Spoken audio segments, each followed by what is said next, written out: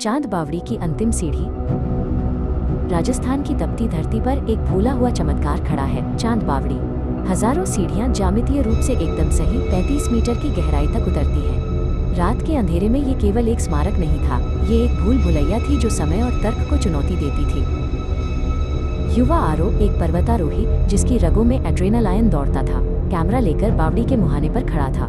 चुनौती सीधी थी। सबसे नीचे पानी के स्तर से सटाकर एक प्राचीन बावड़ी देवी की छोटी मूर्ति है।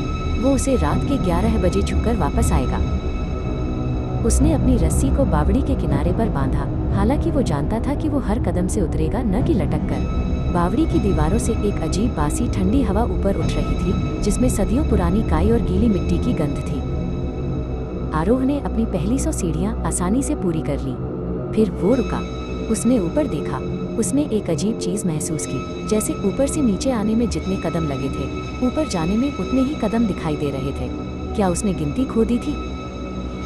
जैसे ही वो नीचे की ओर मुड़ा, सीढ़ियां कुछ और गहरी और टेढ़ी मेढ़ी लगने लगी। उन्हें बनाने वाले कोण अचानक बदल गए थे। जिन सीढ़ियों पर अभी अभी उसने पैर रखा था, वे अब अलग दिख रही थी, जैसे बावड़ी ने खुद को थोड़ा घुमा लिया हो। सिर्फ ऑप्टिकल इल्यूजन, उसने खुद को समझाया, लेकिन उसके दिल की धड़कन बढ़ गई थी। उसने कैमरे का फ्लैश चलाया। जब रोशनी चमकी तो उसने कुछ देखा, सीढ़ियों के कोने से झांकती एक धुंधली परछाई। जैसे ही फ्लैश बंद हुआ, परछाई गायब हो गई। अब हवा में एक फुसफुसाहट गूंजने लगी। ये कोई भाषा नहीं थी, बल्कि एक ऐसी आवाज थी जो पत्थर से निकलती हुई लगती थी, बावड़ी का श्वास। तुम हमारे हो, फुसफुसाहट ने कहा, और आरोह ने महसूस किया कि सीढ़ियों पर पकड़ने के लिए बनाए गए खांचे उसके हाथों को खींच रहे थे। वो अंतिम 30 सीढ़ियों तक पहुंच गया। यहाँ पानी का स्तर काला और स्थिर था, किसी दर्पण जैसा। लेकिन जहाँ उसे मूर्ति मिलनी चाहिए थी, वहाँ कुछ भी नहीं था, सिवाय एक उभरी हुई अंतिम सीढ़ी के जो पानी में डूबने वाली थी।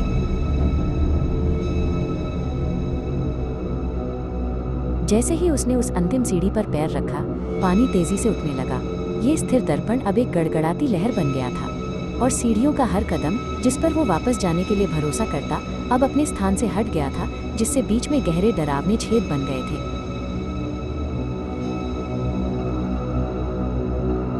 एक अदृश्य शक्ति हंस रही थी, एक सूखी, खाली हंसी। अंतिम सीढ़ी, आरोह। ये एक वादा था, एक चुनौती नहीं। आरोह ने अपनी टॉर्च और कैमरा फेंक दिया और अपनी पर्वतारोहण की सारी ताकत लगाकर टूटे हुए पत्थरों के बीच एक खतरनाक छलांग लगाई। वो जानता था कि अब उसे लड़ना होगा, बावड़ी के साथ।